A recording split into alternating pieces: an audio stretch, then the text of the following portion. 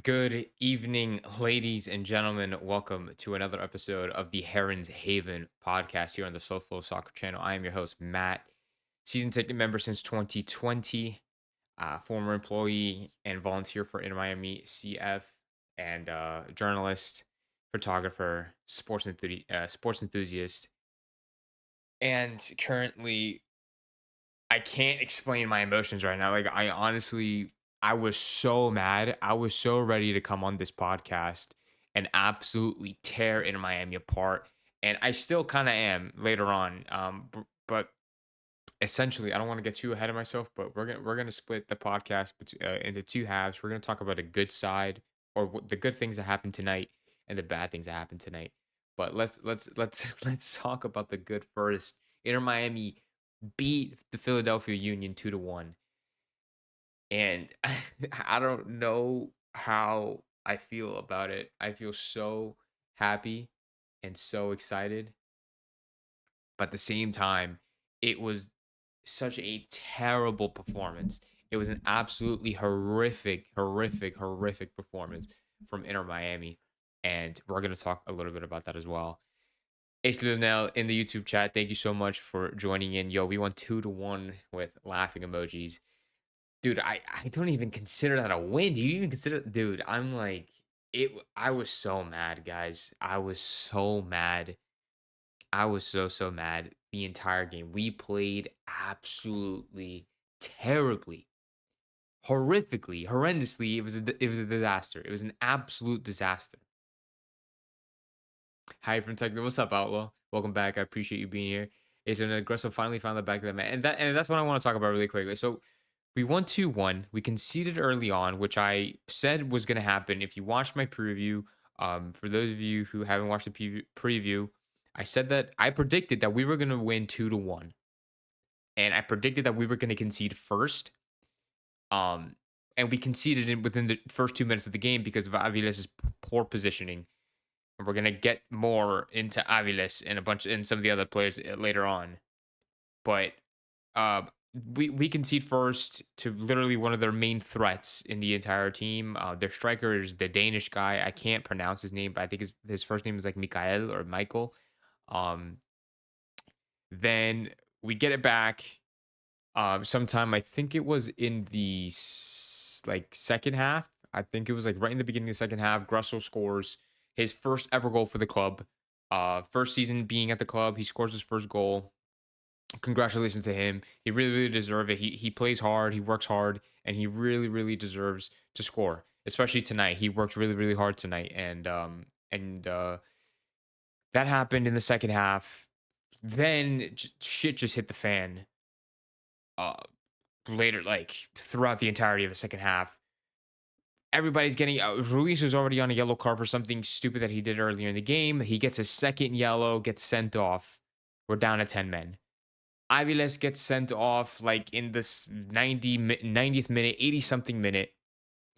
And he and then we're down to 9 men. Then Kritsov gets injured, then he gets taken off the field because he was down for 2 minutes. Then we go down to 8 men. And so there was like a period of time where we were playing with eight freaking men on the field.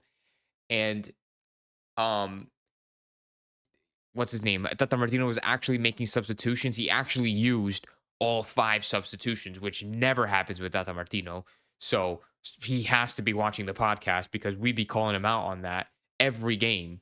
The fact that he doesn't use all five substitutes, he only used one, two, or max three. But he subbed on Yannick Bright, he subbed on Sailor, Noah Allen, Leo Afonso, and Franco Negri. And those are really good subs. Honestly, like I liked every single sub that he made. I really did, especially because of the fact that we went down to 10 men. He really needed to get a little tactical here. So he took out Kritsov, he took out Benja, who was getting cramped up. He took out Gressel, who was really tired. He took out Campana, who took out Taylor. He took out everybody. He took out literally everybody and put the kids in, essentially, and Sailor and Negri. Um, Literally, Leo Afonso comes in and gets subbed on 93rd minute, 92nd minute, whatever minute that was. It was literally in stoppage time in the 90th minute. Yannick Bright absolutely bodies that Philadelphia Union defender to send a through ball behind the defensive line. It was literally everybody was up because we're down to 9 men. all the Philadelphia players were up, and Leo Afonso was just camping that halfway line. Yannick Bright just sends that through ball over. Uh, what's his name? Leo Afonso was one-on-one with the goalkeeper. He had Cremaschi running his ass off onto his right, but he was slow. He didn't have anything left in the tank, but he was really trying his hardest. Instead, he finessed it left post, and we went 2-1. And we went 2-1 just like that. It was so dramatic. What are you guys saying? What are you guys saying? Miami has a team to play for the league, but I don't know if this is the harmony of the players or the coaching. Any coach would have had crumbled with 9 players on the field. That is the miracle that has players, but I uh don't know why he doesn't have the confidence to go for it. And we're going to talk about it in a second. I want to congratulate Leo Alfonso for scoring. This is his second professional goal for the club, for the first team. Gressel's first goal for the first team. Um, Cremaschi did amazing. I want to talk about all the good things, and then we're going to talk about the bad things because we have a lot of bad things to talk about. But Cremaschi did amazing. Gressel did amazing. Um, Busi does Busi, right? I mean, everybody else is kind of everybody else, but I'm glad with those 3 players. I'm glad with Afonso, I'm glad with Gressel, and I'm happy with Cremaschi. I'm happy with those 3 players. Those are our best players on the field, and we did not deserve to walk away with the win tonight. I can tell you that right now. We did not deserve, in my opinion, we did not deserve to walk away with a win tonight. Philadelphia Union should have beat us. And we are very, very lucky that they are already a team that is struggling. And they are already a team that is in really bad form. They cannot win any games ever. And I've talked about it in the preview. Their home record is bad. Their record overall is bad. They have one of the worst home records in the league right now. And yeah, and I really, really thought we were going to lose to one of the worst teams, one of the teams with the worst home records in the league. But we didn't, and luckily we didn't. And so now that we got that out of the way, right? We got that out of the way. We got all the good stuff out of the way. Let's talk about what you guys are talking about in the comments. Philadelphia was playing a high line, got caught on the counter. Absolutely. Dude, that's every team. That's every team. That's how every team plays. It's predictable. It's so predictable because every MLS team plays like that. And we just don't know how to counter it. We don't know how to play against it. And it's really frustrating because you would think they would have figured it out by now. But we haven't. We need to stop playing in the high line. Dude, how is Aviles getting caught out of position so often? I am so pissed I'm going to talk about Aviles first. I am so pissed at Aviles. This is the most expensive center back. This is the most expensive center back in MLS history. And he plays like garbage. He is a garbage player. He plays like absolute garbage. He plays like he's never played center back in his life. He doesn't know where to position himself on the field, on attack, on defense. He doesn't know how high he has to push up. He doesn't know when to drop back. He's always getting caught it always looks like he has 2 left feet. Does that make sense? He's always caught off balance. He's never in the place where he needs to go. His decision making is horrible. His decision making is awful. Is god awful. Like he's a I dislike. I was gonna say I hate. I don't want to say I hate. I heavily dislike Tomas Aviles. Heavily dislike Tomas Aviles. And it's crazy because I was the biggest Kritsov hater for the longest time, saying that he's too slow, that he's not good enough, but like he's a good player, but he's too slow, and it's not gonna be good for the counterattacks. He played a much better game than Aviles ever did. He played a much better game than Aviles, and I hate Aviles. Well, I don't want to say I hate Aviles. I highly dislike Aviles. I highly dislike Aviles. He almost cost us a goal. We kept passing it around the back. Aviles almost gave it away a couple of times. Drake Calendar, he didn't do anything crazy, but like it was very risky what he was doing. But he was never really under any potential danger. It was more the center backs more than Drake Calendar. The crew is what I'm worried about. We're gonna get to the crew at the end. I don't know about Calendar. Calendar is very questionable, but I mean, he didn't. I mean, he didn't do anything crazy dumb tonight. Honestly, he should he should consider switching up to a mid block. What a smart suggestion, Ace. What a smart suggestion, Ace. You would think that Tata Martino would think that way, but I feel like he doesn't. Christoph, Christoph always plays a smart game. Christoph, for people like me, I shit on Christoph in the past, but like he plays well, like he plays smart, and he knows his abilities. He knows what he's capable of. I feel like Aviles is just there, like he's just in the wild. He's in the open, and he takes so many risks, and it always goes bad. It always goes to shit. The second player that I'm severely disappointed in, and I didn't even want this guy to start. If you guys looked on social media, if you follow me on, well, I posted it on YouTube too, but on Instagram, Twitter, on YouTube, I posted the predicted starting 11 today, this morning, and I got everything right except for one. I got every position correct, which it wasn't really difficult. It was pretty predictable, but I got every position correct except for one player, and that was Ruiz. I said that Bright would start over Ruiz. So the midfield would be Bright, Busquets, and Cremaschi. Instead, Ruiz and Cremaschi started along with Busi. I absolutely hated, I absolutely hated Ruiz tonight. I thought Ruiz played a horrible game. Ruiz played a terrible game. Besides the fact he got sent off, that pisses me off the most, right? That pisses me off the most. The fact that he never gets minutes anymore, right? He never gets any minutes. Now Ben hasn't been getting a lot of minutes. Redondo, when he was around, he was getting the minutes. But Gressel was taking that spot as well. So he wasn't getting any minutes in the midfield and barely off the bench. Recently, I'm talking about in recent times. He's barely getting any minutes. And the one time that he plays, the one time that this guy gets put on the field, he puts on a disaster class, dude. He puts on a disaster class, man. Horrific. He can never, he can never, um, he can never keep possession. He can never pass the ball. He can't make interceptions. He can't defend. What happened with Ruiz? I know I'm going pretty hard on him right now, but it's like, what has happened with Ruiz? This guy's supposed to be playing for his national team. He's supposed to be playing for Honduras. What is going on, dude? What is going on? And he got a stupid red. Aviles' red card was stupider. Not that they both deserve their red cards 100%. Aviles was freaking stupid because he just kicked the ball away. He got a second yellow, and it's dumb, and it ruined the entire game. I mean, more than it already was.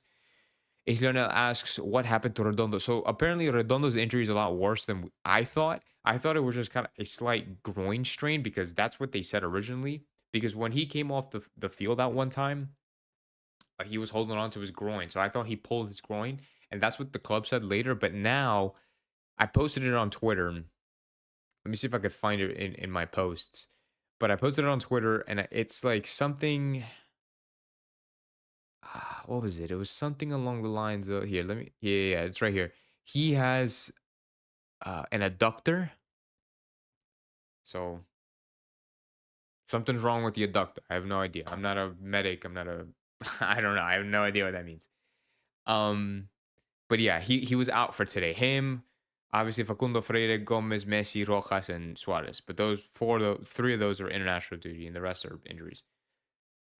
Ian Frey was on the bench. Ian Frey was on the bench. That was great to see. He didn't get any minutes, but it was probably too soon, right? And that was probably not the best situation to put Ian Frey in. Honestly, I would much rather. He's probably going to get minutes in the next game.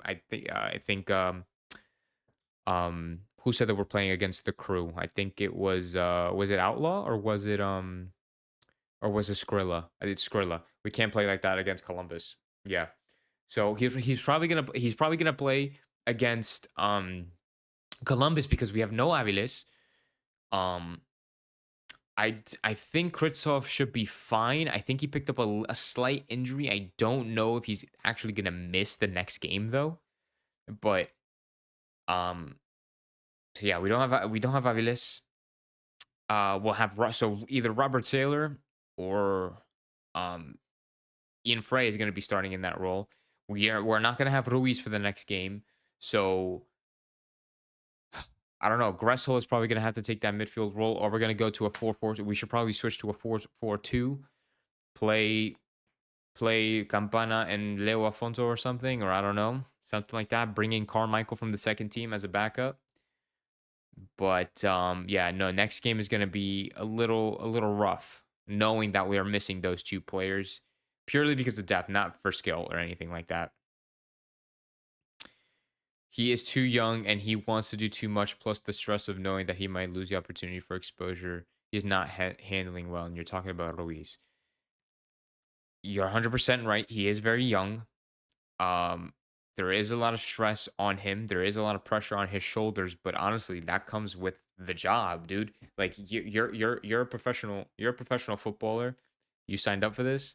You knew that this pressure was gonna happen, and like if you don't perform well, you're gonna get that backlash. Um, I'm not hating on Ruiz. I'm not saying he's a terrible player. I'm not saying any of that. I'm like he just completely was off his game today, and that happens. It 100% happens to athletes. I mean, it's happened to me. It's happened to probably you guys if you guys played. It happens all the time, but you gotta get called out on it. You know what I'm saying? Like when you have a game like that, you gotta get called out on it. I mean, he's gonna be disciplined, obviously because of the red card, and I'm sure the club is gonna fine him or the league is gonna fine him or whatever. And he's probably gonna sit the bench because he knows what he did, and he's probably gonna sit the bench because he knows how that wasn't the greatest performance. But I mean, yeah, I mean, yeah, it just it is what it is. So, but yeah, I just really wish he didn't perform as badly as as he did because everybody was pretty ghosting. Campana was a ghost. Robert Taylor, I think, could have done more. He was really, really frustrated. Robert Taylor, honestly, I don't even. Our best player was, I think, Gressel. I think I would say it's between Gressel and Cremaschi. I think they both were our best players on the field, and everybody else was just kind of a no show. I thought Kritsov did pretty well in the defense. I thought Jordi Alba was kind of non-existent. Um, I mean, I think he had a couple passes here and there. I honestly don't even remember. I honestly don't remember what Jordi Alba did throughout that game. I'm gonna be completely honest, but yeah, it was not. It was just not. That was just a roller coaster of emotions for a game like that. We finally won without Messi. Yes. So apparently, I think we were this. Our stat now, our statistics is that every time that we concede first, our record every time we concede first is 7-3-3. I think. So apparently we do well when we concede first. And without Messi, I think I just saw it and now I'm gonna forget it and now I look like an idiot. But I saw the stat where it was like wins without Messi, wins with Messi. And now I'm gonna look like an idiot because I have no idea what it was. But anyways, here look. Leo Afonso got man of the match or icon, Royal Caribbean icon of the match, Leo Afonso. Congratulations to him. He definitely deserves it coming off the bench. And creating an immediate impact for the team. Yeah, let's go to explore. Let's go to the trending. Or let's go to sports. Let's go to Inter Miami. Oh my gosh. Oh my gosh. Oh my gosh. I'm not gonna show any clips because obviously I get copyrighted. So, but I don't think that they're Martino on the Union not changing tactics. Questions by at the goalkeeper. Why would they? They've been successful in the past. Okay, that's a dumb question. Um, yeah, si viene la semana sin pilares esenciales de lo que la compara, eh. That's old. That's old. That's old. That's old. That's old. Old. Old. Old. Old. Old. Okay, there's nothing really on Twitter. Okay, cool. We're just gonna. Oh, I don't know. But yeah, I mean, this team play horribly. I think at the end of the day, this team play horribly. I don't know if it was the fact that I mean, like obviously we do a lot better with Messi, right? And I'm not delusional. I know that. But this team, I always say it, this team has to learn to play without Messi. And I don't know if they're trying to get under the pressure.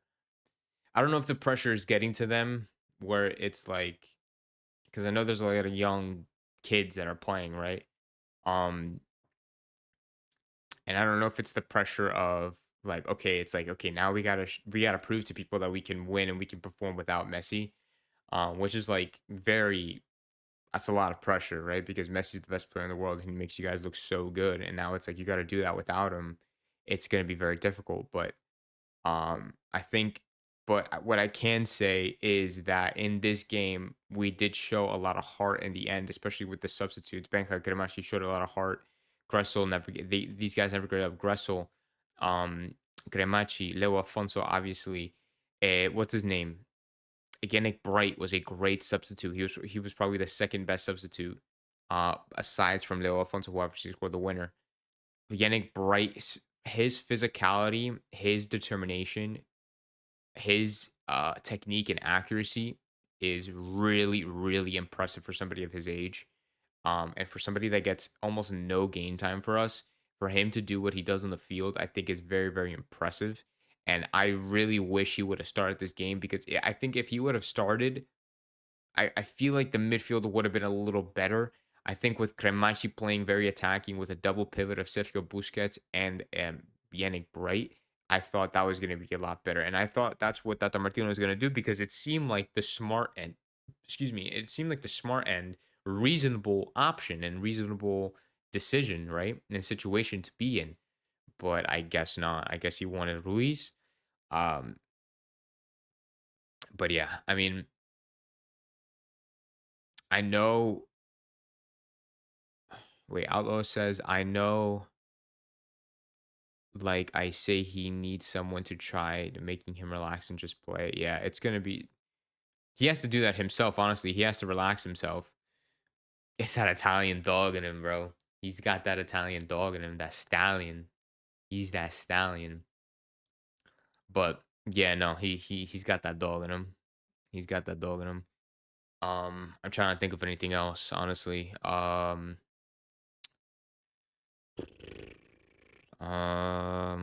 I think that's pretty much it from what I wanted to say. I mean, we'll talk about the crew a little bit. Actually, we'll talk a little bit about the crew before we. I'm gonna do a preview on that anyway. But since we're here, we'll see what we have to deal with for the next game. So, like I said, no Ruiz, no Aviles. So that means Ian Frey or Sailor is going to have to take that spot. The Columbus crew here. Let me share my screen with you guys. The Columbus crew are currently sitting in sixth, 15th place, 7-6-2, which is honestly not bad. They look like a really solid team and they have really good players. This is actually going to be a very difficult game, and I honestly wouldn't be surprised if we lose this game, especially even if it is at home. This is when June 19th. So that's this Wednesday, I think. Is that a midweek game? That is a midweek game. That is a Wednesday night game. That is a Wednesday night kickoff. So that's going to be an interesting game. Um, so how would we line up? Back four would be Alba, Chris. I mean, if Kritsov is injured and he can't play, then it would have to be Noah Allen, honestly. So like it would be Alba, Noah Allen, Frey with Cello, and then in the midfield, if Cremachi's fit, it'd be Cremachi, Busi, Bright with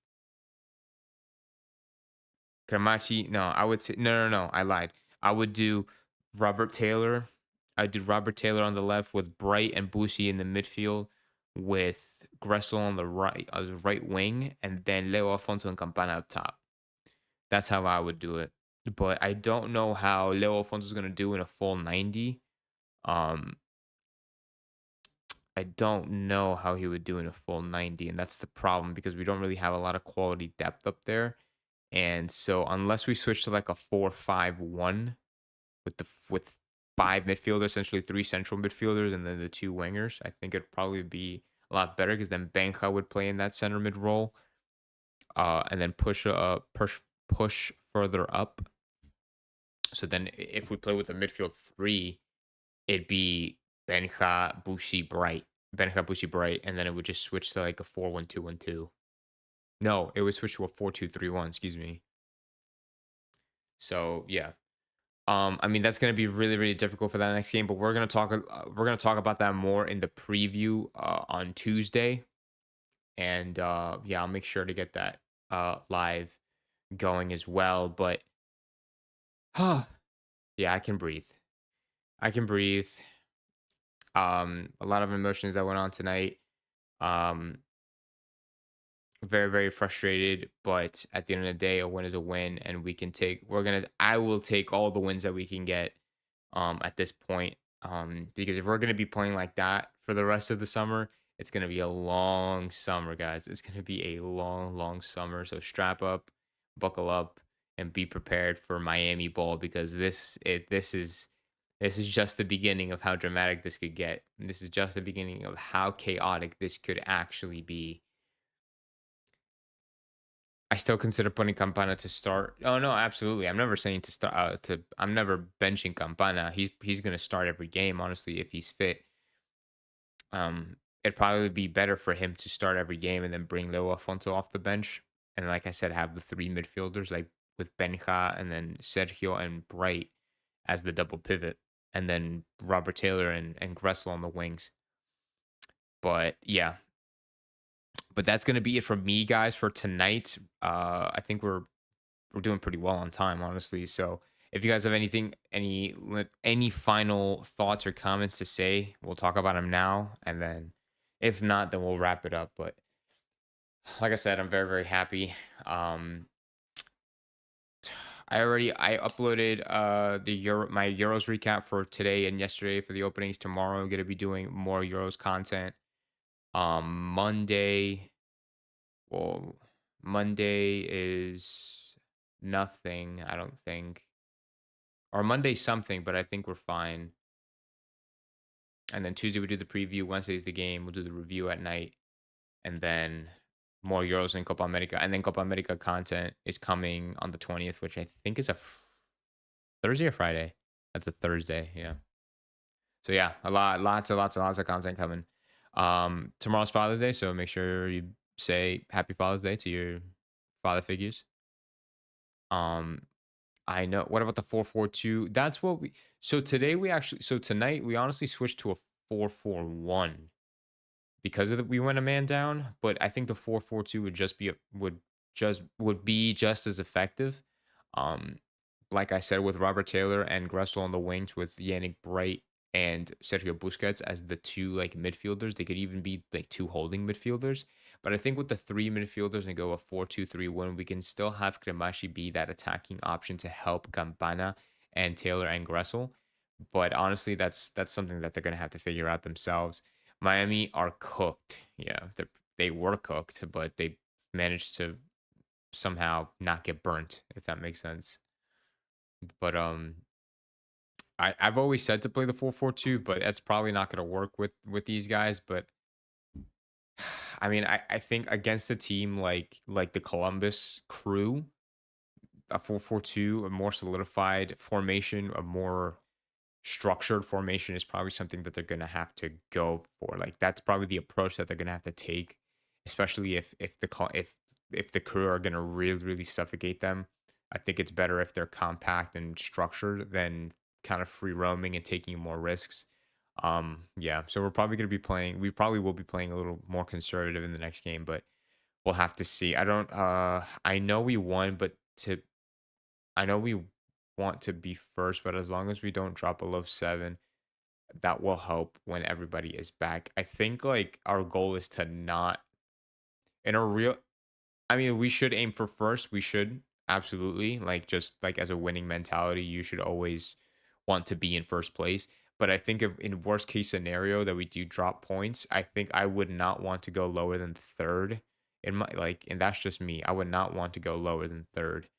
Um, I would love to keep that top 3 spot for sure. So we can have more days. We can have the home advantage for when we do get to playoffs, and we'll have a bye week if we get the number 1 seed. I'm pretty sure that's how that works. But Cincinnati are three. They are 3 games behind, so they're definitely going to take that first place spot. So we're going to drop to second for sure, like guaranteed. The New York Red Bulls. We have 19 games played. That was our 19th game played. We have 38 points. Cincinnati have 16 games played with 33 points. The New York Red Bulls are in third place with 18 games played, 30 points. I can show you guys that right here. This is what the table is looking like right here, with NYCFC kind of there on the cusp as well. But we're not that we're far away from New York, but we do have a little bit of breathing room between us and New York. Uh, so Cincinnati's the only. I mean, I've accepted the fact that Cincinnati are going to pass us unless they just go on like a 3 game losing streak, which would be insane. But